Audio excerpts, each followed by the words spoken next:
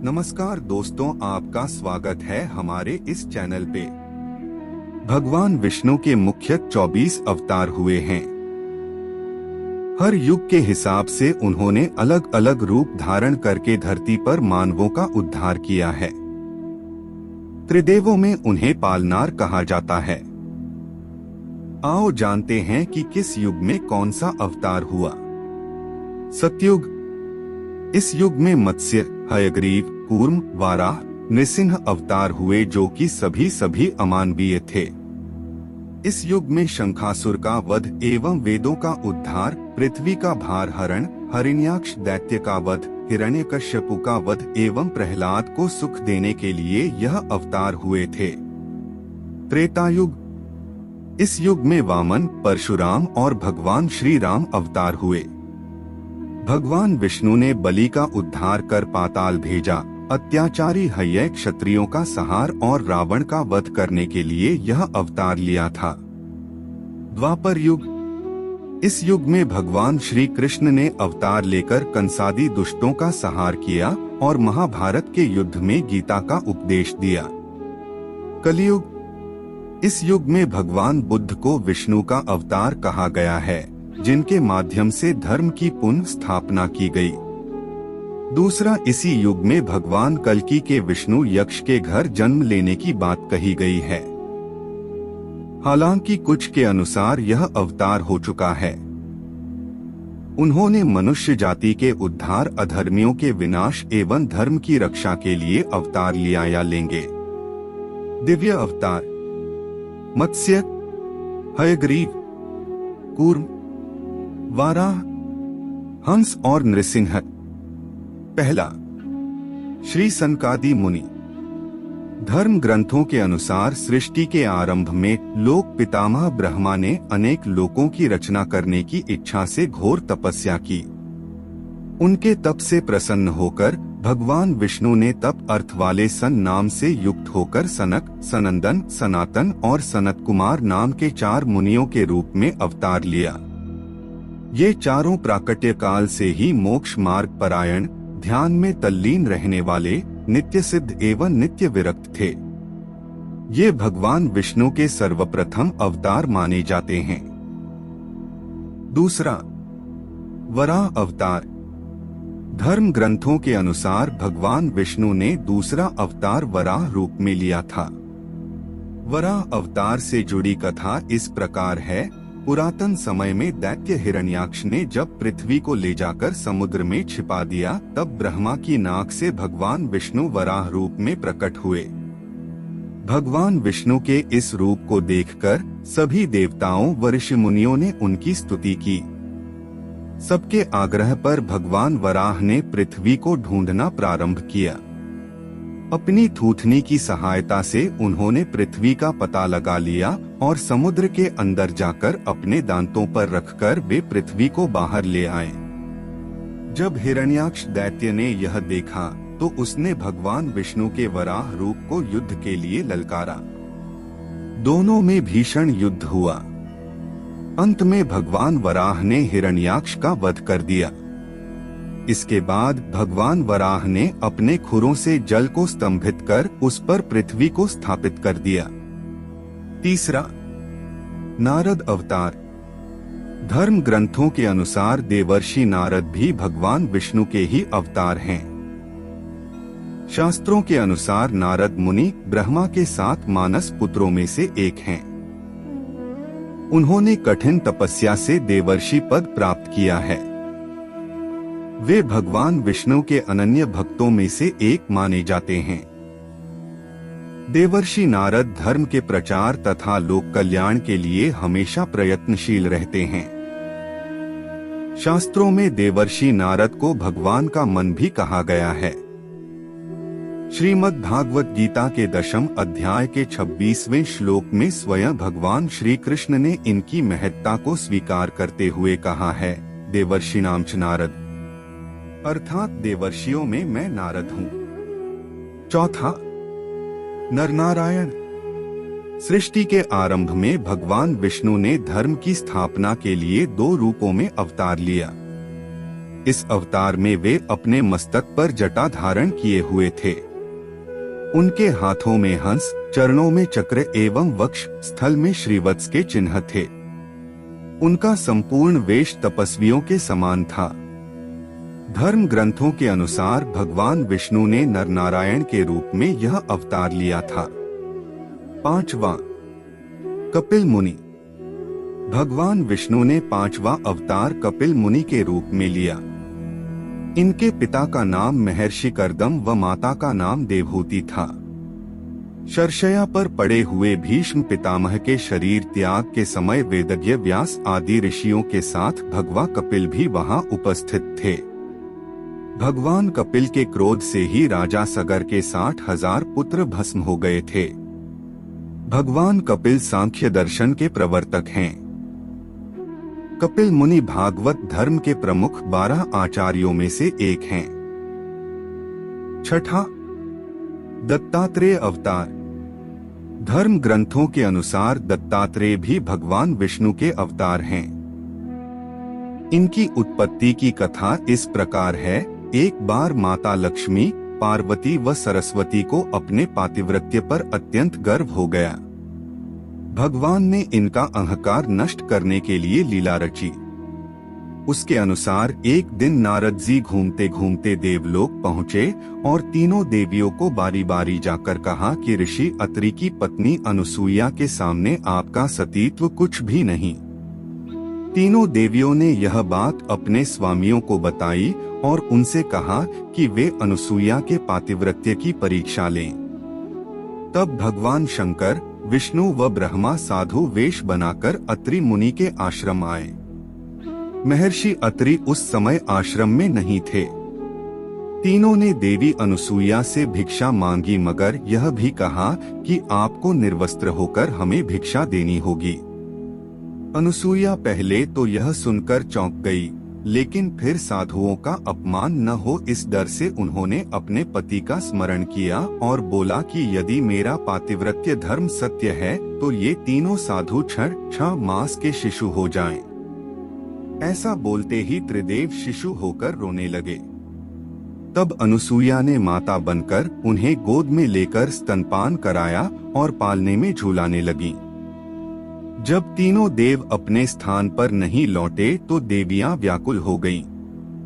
तब नारद ने वहां आकर सारी बात बताई। तीनों देवियां अनुसूया के पास आईं और क्षमा मांगी। तब देवी अनुसूया ने त्रिदेव को अपने पूर्व रूप में कर दिया।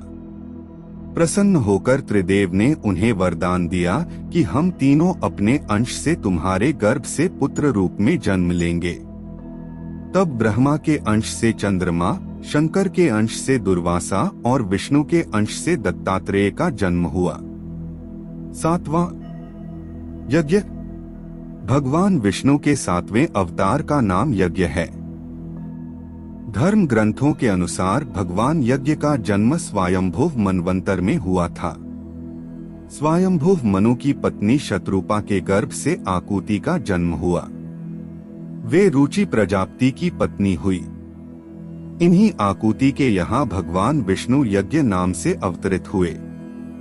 भगवान यज्ञ के उनकी धर्मपत्नी दक्षिणा से अत्यंत तेजस्वी 12 पुत्र उत्पन्न हुए। वे ही स्वयंभुव मनवंतर में याम नामक 12 देवता कहलाए। 8वां भगवान ऋषभदेव। भगवान विष्णु ने ऋषभदेव के रूप में 8वां अवतार लिया। धर्म ग्रंथों के अनुसार महाराज नाभि की कोई संतान नहीं थी। इस कारण उन्होंने अपनी धर्मपत्नी मेरुदेवी के साथ पुत्र की कामना से यज्ञ किया। यज्ञ से प्रसन्न होकर भगवान विष्णु स्वयं प्रकट हुए और उन्होंने महाराज नाभि को वरदान दिया कि मैं ही तुम्हारे यहाँ पुत्र रूप में जन्म लूंगा। वरदान स्वरूप कुछ समय बाद भगवान विष्णु महाराज नाभि के यहाँ पुत्र रूप में जन्मे। पुत्र के अत्यंत सुंदर सुगठित शरीर, कीर्ति, तेज, बल, ऐश्वर्य, यश, पराक्रम और शूरवीरता आदि गुणों को देखकर महाराज नाभि ने उसका नाम ऋषभ श्रेष्ठ रखा। 9वां आदिराज पृथु। भगवान विष्णु के एक अवतार का नाम आदिराज पृथु है। धर्म ग्रंथों के अनुसार स्वयंभुव मनु के वंश में अंग नामक प्रजापति का विवाह मृत्यु की मानसिक पुत्री सुनीता के साथ हुआ। उनके यहाँ वेन नामक पुत्र हुआ। उसने भगवान को मानने से इनकार कर दिया और स्वयं की पूजा करने के लिए कहा। तब महर्षियों ने मंत्रपूत कुशों से उसका वध कर दिया। तब महर्षियों ने पुत्रहीन राजा वेन की भुजाओं का मंथन किया, जिससे पृथु नाम पुत्र उत्पन्न हुआ। पृथु के दाहिने हाथ में चक्र और चरणों में कमल का चिन्ह देखकर ऋषियों ने बताया कि पृथु के वेश में स्वयं श्रीहरि का अंश अवतरित हुआ है। 10वां मत्स्य अवतार। पुराणों के अनुसार भगवान विष्णु ने सृष्टि को प्रलय से बचाने के लिए मत्स्यावतार लिया था। इसकी कथा इस प्रकार है। कृतयुग के आदि में राजा सत्यव्रत हुए। राजा सत्यव्रत एक दिन नदी में स्नान कर जलांजलि दे रहे थे। अचानक उनकी अंजलि में एक छोटी सी मछली आई। उन्होंने देखा तो सोचा वापस सागर में डाल दूं, लेकिन उस मछली ने बोला, आप मुझे सागर में मत डालिए, अन्यथा बड़ी मछलियां मुझे खा जाएंगी। तब राजा सत्यव्रत ने मछली को अपने कमंडल में रख लिया। मछली और बड़ी हो गई तो राजा ने उसे अपने सरोवर में रखा। तब देखते ही देखते मछली और बड़ी हो गई। राजा को समझ आ गया कि यह कोई साधारण जीव नहीं है। राजा ने मछली से वास्तविक स्वरूप में आने की प्रार्थना की। राजा की प्रार्थना सुन साक्षात 4 भुजाधारी भगवान विष्णु प्रकट हो गए और उन्होंने कहा कि ये मेरा मत्स्यावतार है। भगवान ने सत्यव्रत से कहा, सुनो राजा सत्यव्रत, आज से 7 दिन बाद प्रलय होगी। तब मेरी प्रेरणा से एक विशाल नाव तुम्हारे पास आएगी। तुम सप्तऋषियों, औषधियों, बीजों व प्राणियों के सूक्ष्म शरीर को लेकर उसमें बैठ जाना। जब तुम्हारी नाव डगमगाने लगेगी, तब मैं मत्स्य के रूप में तुम्हारे पास आऊंगा। उस समय तुम वासुकी नाग के द्वारा उस नाव को मेरे सींग से बांध देना। उस समय प्रश्न पूछने पर मैं तुम्हें उत्तर दूंगा, जिससे मेरी महिमा जो परब्रह्म नाम से विख्यात है तुम्हारे हृदय में प्रकट हो जाएगी। तब समय आने पर मत्स्य रूपधारी भगवान विष्णु ने राजा सत्यव्रत को तत्वज्ञान का उपदेश दिया, जो मत्स्य पुराण नाम से प्रसिद्ध है। 11वां कूर्म अवतार। धर्म ग्रंथों के अनुसार भगवान विष्णु ने कूर्म कछुए का अवतार लेकर समुद्र मंथन में सहायता की थी। भगवान विष्णु के कूर्म अवतार को कच्छप अवतार भी कहते हैं। इसकी कथा इस प्रकार है। एक बार महर्षि दुर्वासा ने देवताओं के राजा इंद्र को श्राप देकर श्रीहीन कर दिया। इंद्र जब भगवान विष्णु के पास गए तो उन्होंने समुद्र मंथन करने के लिए कहा। तब इंद्र भगवान विष्णु के कहे अनुसार दैत्यों व देवताओं के साथ मिलकर समुद्र मंथन करने के लिए तैयार हो गए। समुद्र मंथन करने के लिए मंदराचल पर्वत को मथानी एवं नागराज वासुकी को नेति बनाया गया। देवताओं और दैत्यों ने अपना मतभेद भुलाकर मंदराचल को उखाड़ा और उसे समुद्र की ओर ले चले, लेकिन वे उसे अधिक दूर तक नहीं ले जा सके। तब भगवान विष्णु ने मंदराचल को समुद्र तट पर रख दिया। देवता और दैत्यों ने मंदराचल को समुद्र में डालकर नागराज वासुकी को नेति बनाया, किंतु मंदराचल के नीचे कोई आधार नहीं होने के कारण वह समुद्र में डूबने लगा। यह देखकर भगवान विष्णु विशाल कूर्म कछुए का रूप धारण कर समुद्र में मंदराचल के आधार बन गए। भगवान कूर्म की विशाल पीठ पर मंदराचल तेजी से घूमने लगा और इस प्रकार समुद्र मंथन संपन्न हुआ। 12वां भगवान धन्वंतरी। धर्म ग्रंथों के अनुसार जब देवताओं व दैत्यों ने मिलकर समुद्र मंथन किया तो उसमें से सबसे पहले भयंकर विष निकला, जिसे भगवान शिव ने पी लिया। इसके बाद समुद्र मंथन से उच्चैश्रवा घोड़ा, देवी लक्ष्मी, ऐरावत हाथी, कल्प वृक्ष, अप्सराएं और भी बहुत से रत्न निकले। सबसे अंत में भगवान धन्वंतरी अमृत कलश लेकर प्रकट हुए। यही धन्वंतरी भगवान विष्णु के अवतार माने गए हैं। इन्हें औषधियों का स्वामी भी माना गया है। 13वां मोहिनी अवतार। धर्म ग्रंथों के अनुसार समुद्र मंथन के दौरान सबसे अंत में धन्वंतरी अमृत कलश लेकर निकले। जैसे ही अमृत मिला अनुशासन भंग हुआ। देवताओं ने कहा हम ले लें, दैत्यों ने कहा हम ले लें। इसी खींचातानी में इंद्र का पुत्र जयंत अमृत कुंभ लेकर भाग गया। सारे दैत्य व देवता भी उसके पीछे भागे। असुरों व देवताओं में भयंकर मारकाट मच गई।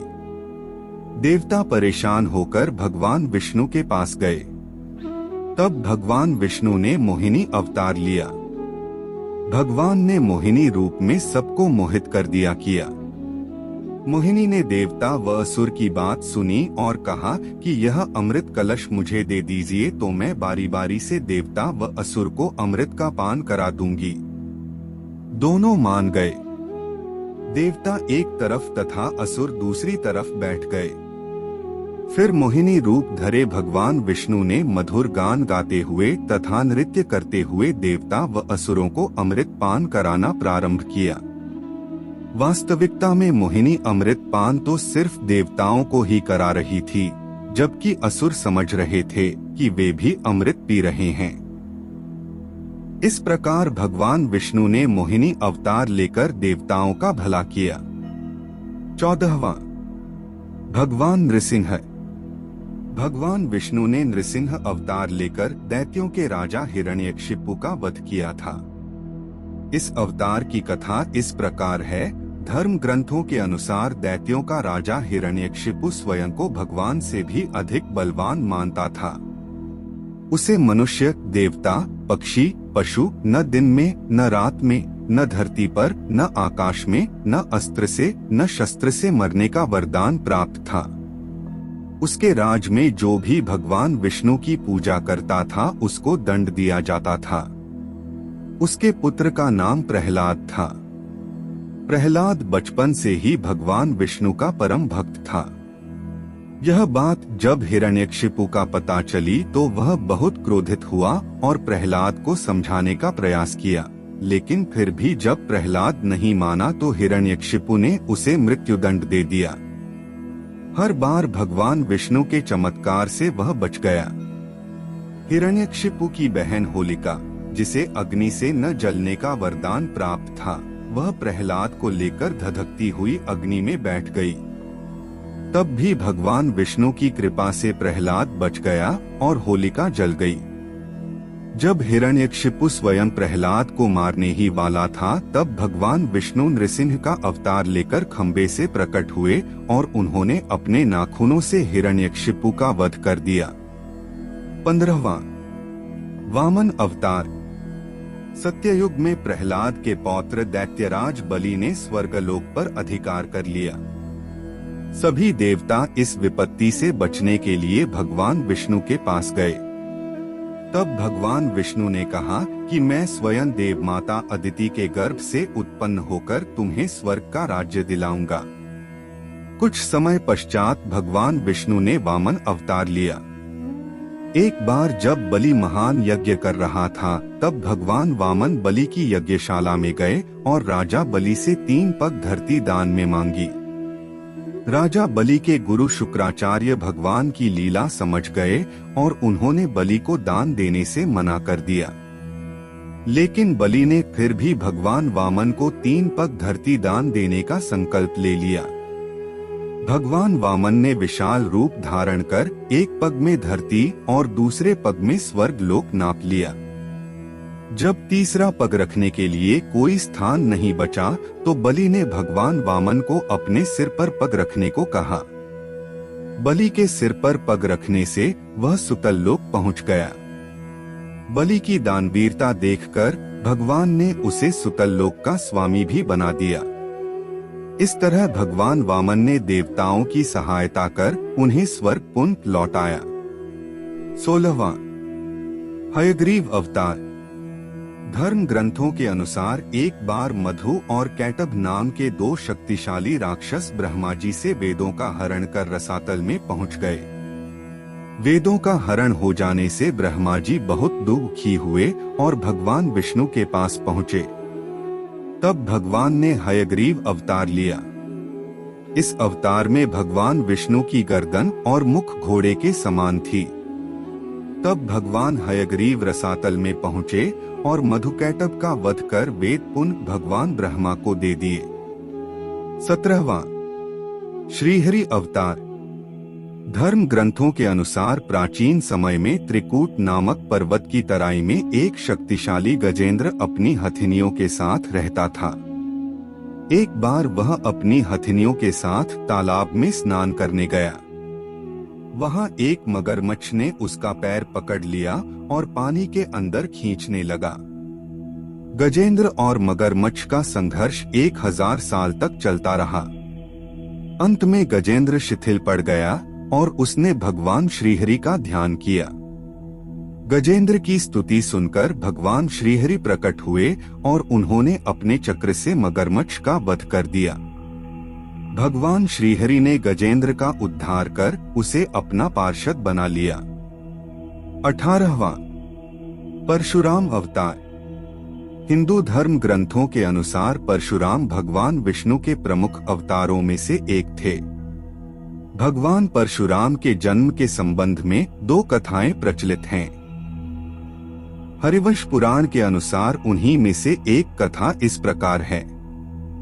प्राचीन समय में महिष्मती नगरी पर शक्तिशाली हयवंशी क्षत्रिय कार्तवीर्य अर्जुन सहस्त्रबाहु का शासन था। वह बहुत अभिमानी था और अत्याचारी भी। एक बार अग्निदेव ने उससे भोजन कराने का आग्रह किया। तब सहस्त्रबाहु ने घमंड में आकर कहा कि आप जहां से चाहें भोजन प्राप्त कर सकते हैं, सभी ओर मेरा ही राज है। तब अग्निदेव ने वनों को जलाना शुरू किया। एक वन में ऋषि आपव तपस्या कर रहे थे। अग्नि ने उनके आश्रम को भी जला डाला। इससे क्रोधित होकर ऋषि ने सहस्त्रबाहु को श्राप दिया कि भगवान विष्णु परशुराम के रूप में जन्म लेंगे और न सिर्फ सहस्त्रबाहु का नहीं बल्कि समस्त क्षत्रियों का सर्वनाश करेंगे। इस प्रकार भगवान विष्णु ने भार्गव कुल में महर्षि जमदग्नि के 5वें पुत्र के रूप में जन्म लिया। 19वां महर्षि वेदव्यास। पुराणों में महर्षि वेदव्यास को भी भगवान विष्णु का ही अंश माना गया है। भगवान व्यास नारायण के कलावतार थे। वे महाज्ञानी महर्षि पराशर के पुत्र रूप में प्रकट हुए थे।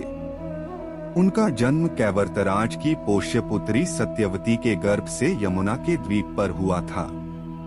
उनके शरीर का रंग काला था, इसलिए उनका एक नाम कृष्णद्वैपायन भी था। इन्होंने ही मनुष्यों की आयु और शक्ति को देखते हुए वेदों के विभाग किए, इसलिए इन्हें वेदव्यास भी कहा जाता है।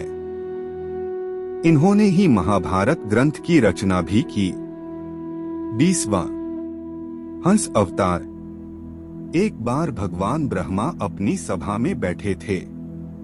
तभी वहां उनके मानस पुत्र सनकादि पहुंचे और भगवान ब्रह्मा से मनुष्यों के मोक्ष के संबंध में चर्चा करने लगे। तभी वहां भगवान विष्णु महाहंस के रूप में प्रकट हुए और उन्होंने सनकादि मुनियों के संदेह का निवारण किया। इसके बाद सभी ने भगवान हंस की पूजा की। इसके बाद महाहंस रूपधारी श्री भगवान अदृश्य होकर अपने पवित्र धाम चले गए। 21वां श्री राम अवतार। त्रेतायुग में राक्षस राज रावण का बहुत आतंक था। उससे देवता भी डरते थे।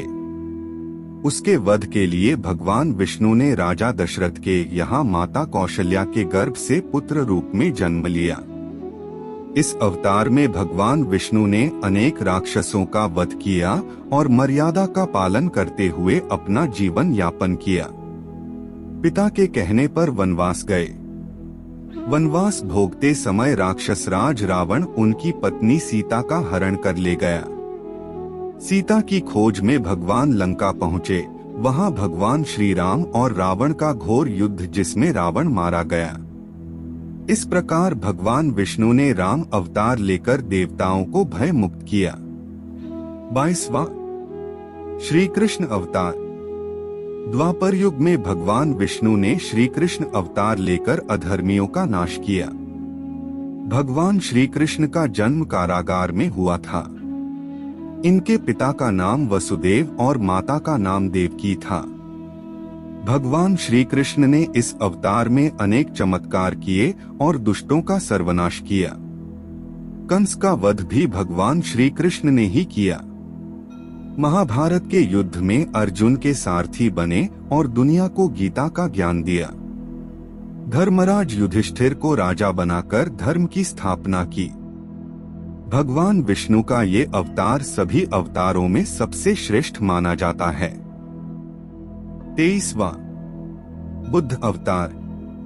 धर्म ग्रंथों के अनुसार बौद्ध धर्म के प्रवर्तक गौतम बुद्ध भी भगवान विष्णु के ही अवतार थे, परंतु पुराणों में वर्णित भगवान बुद्ध देव का जन्म गया के समीप कीकट में हुआ बताया गया है और उनके पिता का नाम अजन बताया गया है। यह प्रसंग पुराण वर्णित बुद्धावतार का ही है। एक समय दैत्यों की शक्ति बहुत बढ़ गई। देवता भी उनके भय से भागने लगे। राज्य की कामना से दैत्यों ने देवराज इंद्र से पूछा कि हमारा साम्राज्य स्थिर रहे, इसका उपाय क्या है। तब इंद्र ने शुद्ध भाव से बताया कि सुस्थिर शासन के लिए यज्ञ एवं वेद विहित आचरण आवश्यक है। तब दैत्य वैदिक आचरण एवं महायज्ञ करने लगे, जिससे उनकी शक्ति और बढ़े लगी। तब सभी देवता भगवान विष्णु के पास गए। तब भगवान विष्णु ने देवताओं के हित के लिए बुद्ध का रूप धारण किया। उनके हाथ में मार्जनी थी और वे मार्ग को बुहारते हुए चलते थे। इस प्रकार भगवान बुद्ध दैत्यों के पास पहुँचे और उन्हें उपदेश दिया कि यज्ञ करना पाप है। यज्ञ से जीव हिंसा होती है। यज्ञ की अग्नि से कितने ही प्राणी भस्म हो जाते हैं। भगवान बुद्ध के उपदेश से दैत्य प्रभावित हुए। उन्होंने यज्ञ व वैदिक आचरण करना छोड़ दिया। इसके कारण उनकी शक्ति कम हो गई और देवताओं ने उन पर हमला कर अपना राज्य पुनः प्राप्त कर लिया। 24वां कल्कि अवतार। धर्म ग्रंथों के अनुसार कलयुग में भगवान विष्णु कल्कि रूप में अवतार लेंगे। कल्कि अवतार कलयुग व सतयुग के संधिकाल में होगा। यह अवतार 64 कलाओं से युक्त होगा। पुराणों के अनुसार उत्तर प्रदेश के मुरादाबाद जिले के शंभल नामक स्थान पर विष्णुईशा नामक तपस्वी ब्राह्मण के घर भगवान कल्कि पुत्र रूप में जन्म लेंगे। कल्कि देवदत्त नामक घोड़े पर सवार होकर संसार से पापियों का विनाश करेंगे और धर्म की पुनः स्थापना करेंगे।